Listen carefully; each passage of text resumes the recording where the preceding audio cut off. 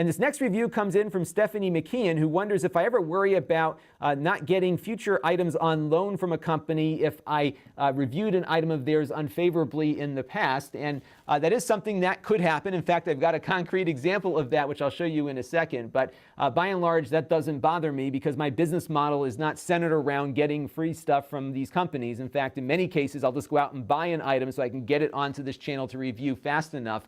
More often than not, the really hot items out there, there's not enough loaner items available for smaller channels like mine, so I just go out and get the item, review it, and resell it so I can get some content up early. That's been my business model since early on, and it's largely worked pretty well. Over the last year or so, as the channel has grown and it's developed more of a following, it's been a little easier to get those items in, but again, by and large, my focus is still on getting these items in and buying them, especially for the really popular things. The analog NT, Super NT, that new Super Nintendo clone console I'm really excited about is a great example. I didn't even bother asking for a review loaner, just knowing that it's going to be impossible to get one, so I just went out and pre-ordered one to get it in. But let me give you an example, though, of how some companies, not all, think. And this is an email that I got probably about 3 years ago now, and this was an email I had sent to a PR firm, or actually maybe PR at the company itself, asking if they wanted to give me a tour of their product line at CES. And I reviewed one of their devices, and I thought it was okay. There was a few things that I wasn't crazy about with it, but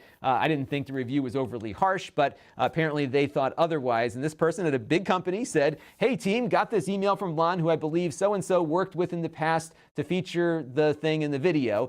His review was a little harsh. I remember we didn't think it was good to post on social. While this op doesn't look like a review," I was asking again for an interview, "since we don't have any product announcements happening in 2015, I recommend we don't pursue." In other words, I wasn't friendly to them enough, so they felt like that wasn't worth their time to communicate further with me. And the reason why I got this email was because he accidentally sent it to me when he replied to everybody else. I think he hit reply all, and for whatever reason, my email got into the CC on that one, and he kind of backtracked on it, but nonetheless, that was what they sent out internally, and it's clear that some companies do think like this, and that is just the nature of the beast. And there are many companies that trade access for coverage, and this is an example of maybe that happening here. And of course, with 1 million YouTube creators probably contacting them all the time, it's very easy to weed people out based on your opinions of them. However, there are other companies that I think are a lot more mature about this process. I talk about Lenovo a lot. Lenovo is a great example. I have not given stellar reviews to every single Lenovo computer I've looked at. In fact, I've been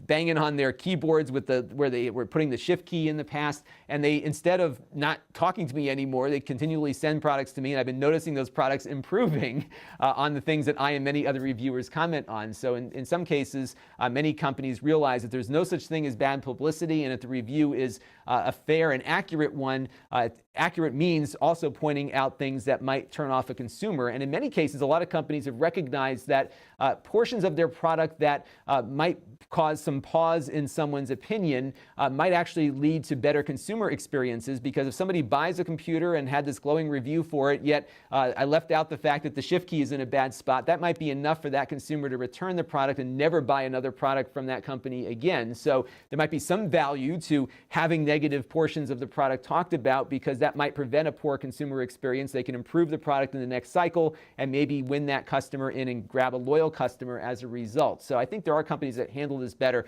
I actually have a sponsor coming up on the channel. We're going to be doing a series about, actually not about their products, but the technology that these products use. And I reviewed one of their products pretty poorly, but they still came to me because they recognized that I was pointing out something that a lot of customers are dealing with their particular product line. And I think that was a really great thing for them. And I found, too, that the companies that respond the way that this upcoming sponsor responded, as well as the way Lenovo responds, tend to produce better products in the end, because they do care about what their customers think, and they also care about what reviewers think, and are willing to take that risk by putting these products in front of people. This channel is brought to you by the Lon.TV supporters, including gold level supporters, the Black Eyed and Blues Music Hour podcast, Chris Allegretta,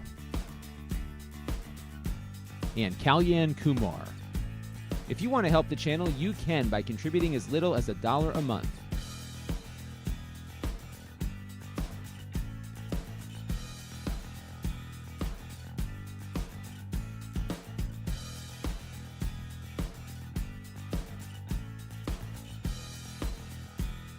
Head over to Lon.TV/support to learn more.